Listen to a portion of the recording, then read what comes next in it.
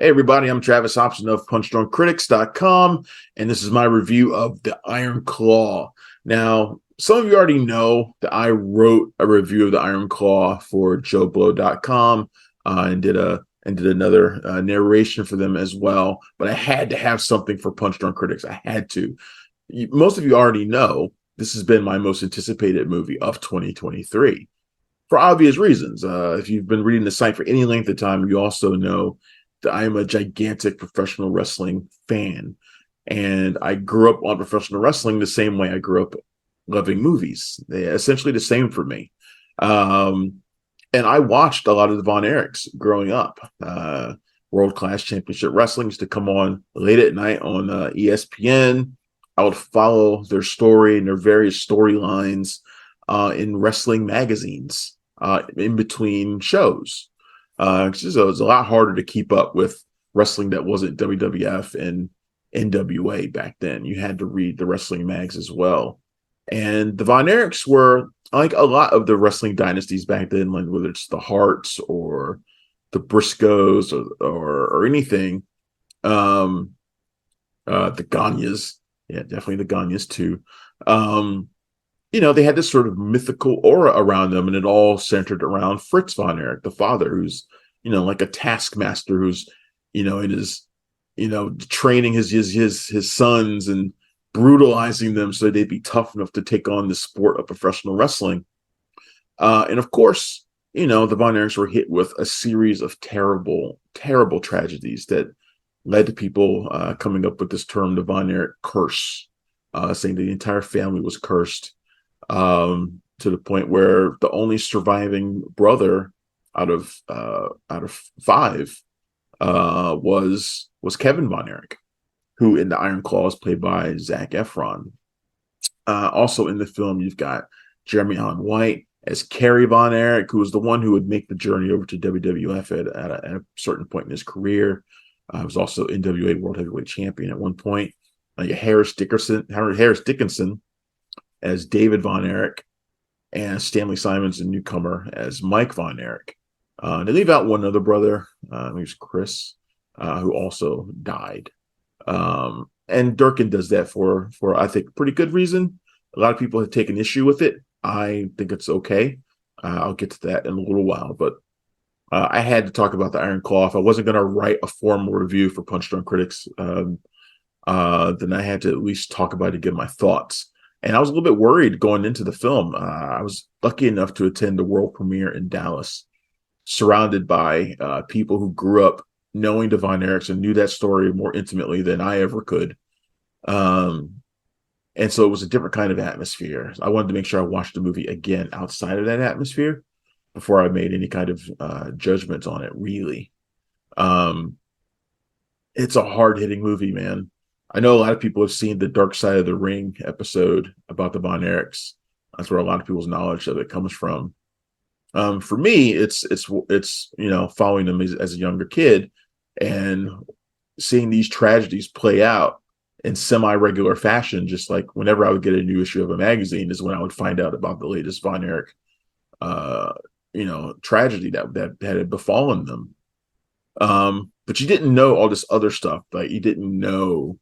You knew how the Von Erich boys were close together, but you didn't know about their home life and things like that. You didn't know what they went through. You didn't know the way Fritz would treat them, how he would rank them at certain points. And Fritz, played by Holt McElhenney in the film, is a rugged man's man, tough as nails. Comes from a totally different generation, especially both as a father and as a professional wrestler, in which the way you got your spot, you kept your spot in professional wrestling was by proving that you were tougher than everybody else. I mean, literally tougher, like real fights, working through injuries that would cripple most people. Because if you ever took any time off, it would show that you were weak, and you would lose your spot. And that happened to a lot of people in professional wrestling, and a lot of wrestlers could never get over it, which is why a lot of wrestlers would die young, mostly from suicide.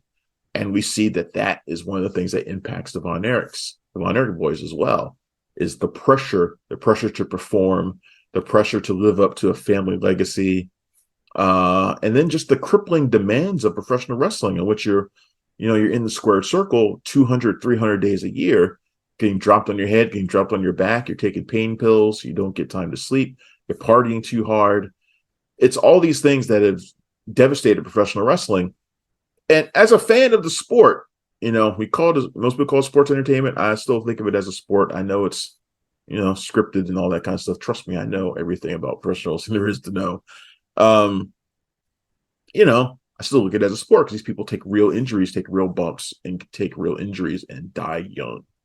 So they deserve all the legitimacy that they deserve.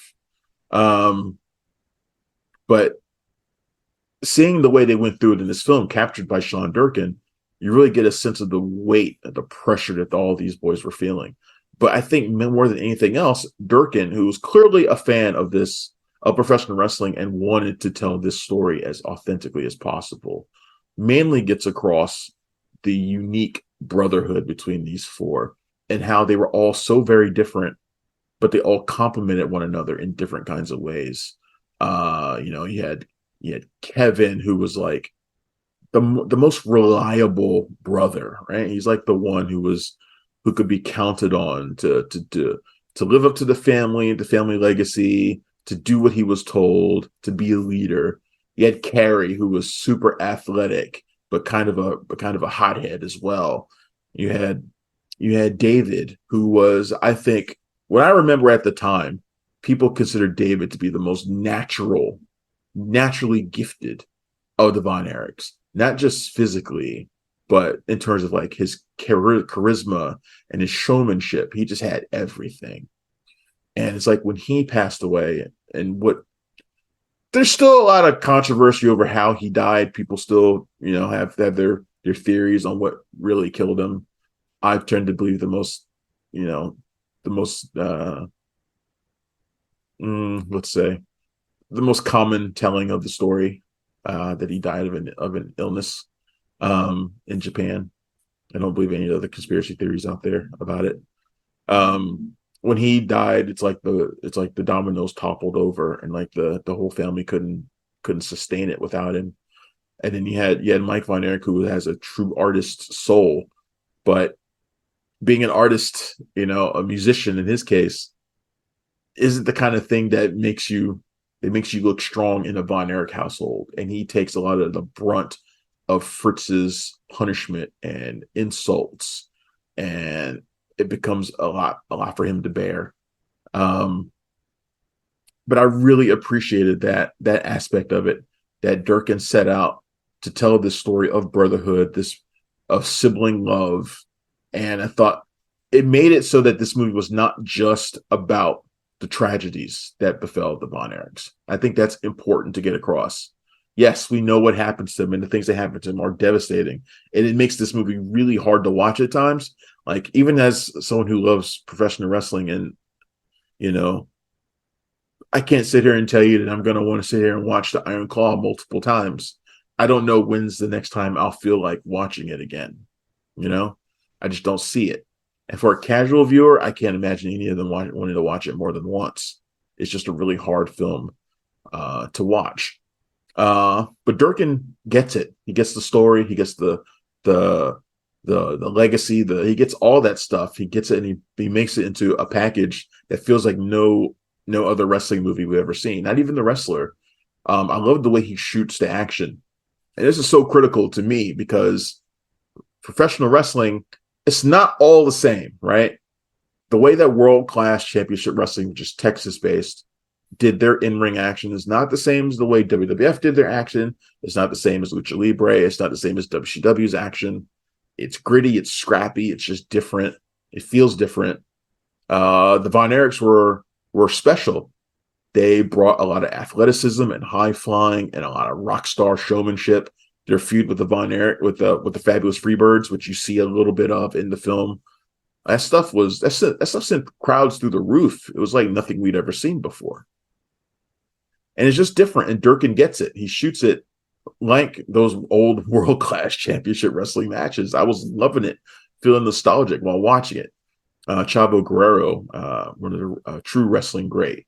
was on hand helping them with the in-ring stuff. And you can tell Efron, White, Dickinson too, they all look great in the ring. They look fantastic. And God, they bulked up. Zac Efron looks like a damn refrigerator in this movie, man. I don't know how he put on that much muscle for this movie. It's insane. I'll be curious to see what he does with that frame now, or if he tries to lose it back and get back to a more normal size, because he just looks gigantic in this.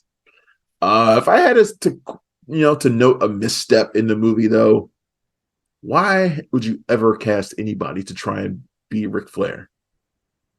The Nature Boy. Don't ever cast anybody to be the Nature Boy. Just pay whatever you have to pay to get the archival footage of Ric Flair giving the promo that he gives in this movie. Because the guy who played him could not match Ric Flair's swagger, his energy, nothing. And look, there's no other wrestler who's quite like Ric Flair. And trying to get somebody to play him it felt awkward. I was the only time where I like bristled in my seat, like, ugh. And I could feel the energy in the room at that premiere, like, what is happening here? Because this guy's not Ric Flair.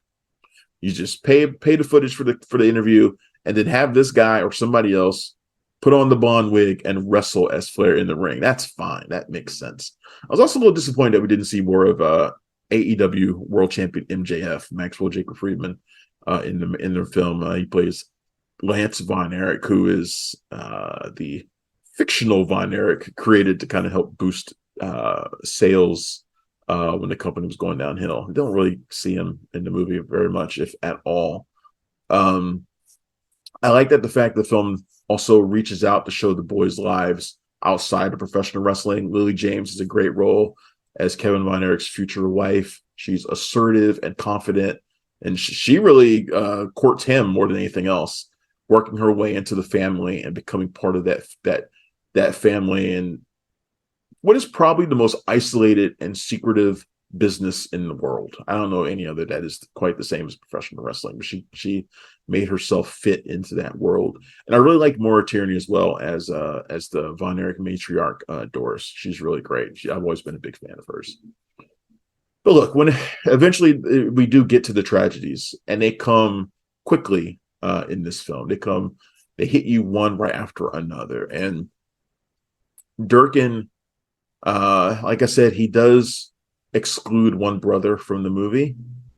I think he does that for a reason. If you were to include him, it would just be one more tragedy on top of tragedy on top of tragedy on top of tragedy. And I'm not so sure the movie could have recovered if there was another one. His death is also very similar to one of the other deaths in the film. And I think you run the risk of making the Von Erich tragedies lose all sense of meaning if you just pile on too many, and have them to have too many that kind of feel similar, feel like they have a similar impact. And I think that would have been a mistake to include it. I know it's not, it's not perfect because you kind of want the full story, but I think Durkin made the right choice there by doing that. But look, The Iron Claw is an incredible movie. It's a powerhouse film. It presents the world of professional wrestling in a way like no other film has done. It makes you look at these wrestlers as real people and see the price they pay for the business that they love, and the price they pay for continue on a family legacy of professional wrestling. And it's one of the best movies of the year for me. And I think it's one of the best movies of the year, period. I'll be curious to see what it does in terms of awards. I'm not so sure it's going to get any for acting. If it was, Zac Efron would probably be the top of the list for that. I also really like Lily James and supporting. And Jeremy Allen White is fantastic as Carrie, too. I wish his role was slightly bigger. But all the performances are great. And Durkin, he makes these movies about unique family structures. His first movie was cult film Martha, Marcy, Me, and Marlene. And then a couple of years ago, he did The Nest. So he makes these movies about unique family structures. And I hope it's a theme that he continues to run with because he's really good at it. And Iron Claw, I think, is the best film that he's done yet. All right, so those are my thoughts on The Iron Claw. If you want to see more of my thoughts, you can either go to joeblow.com, where my review is found there. Along with this video on punchdrunkcritics.com, I'll have a short capsule review to go along with it. But I hope you'll check out this video. Obviously, if you've gotten this far, then you have. And I appreciate that. But thank you again for checking out this video review of the Iron Claw. You can find me every day at punchdrunkcritics.com. Thank you. I will see you next time. Bye. Thanks for checking out the show. If you like what we're laying down, please subscribe to our channel and click the bell to receive notifications for all of our latest stuff.